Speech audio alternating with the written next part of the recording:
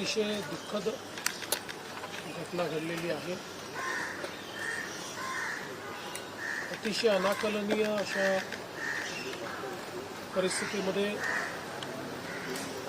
विमान अपघातामध्ये राज्याचे उपमुख्यमंत्री अजितदादा पवार यांचं दुःखद निधन झाल्याची वार्ता सर्वांना मिळाली आणि संपूर्ण महाराष्ट्रामध्ये शोककळा पसरली। खरं म्हणजे श्री अजितदादा पवार महाराष्ट्रातले एक लोकनेते होते आणि महाराष्ट्राच्या कानाकोपऱ्याची माहिती असलेला,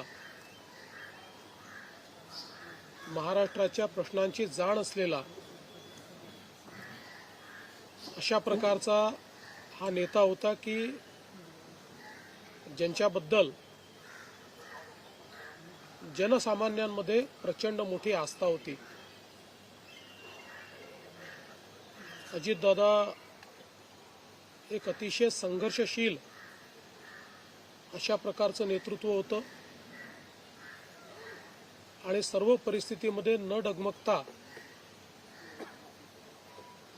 पुढे जाणारं अशा प्रकारचं व्यक्तिमत्व होतं। महाराष्ट्राकरता आजचा दिवस हा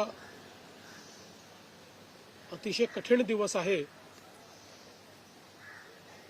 कारण अशा प्रकारचं नेतृत्व तयार व्हायला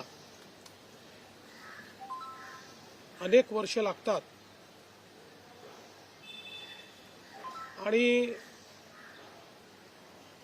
ज्यावेळी महाराष्ट्राच्या विकासामध्ये अतिशय महत्त्वपूर्ण योगदान ते देत होते,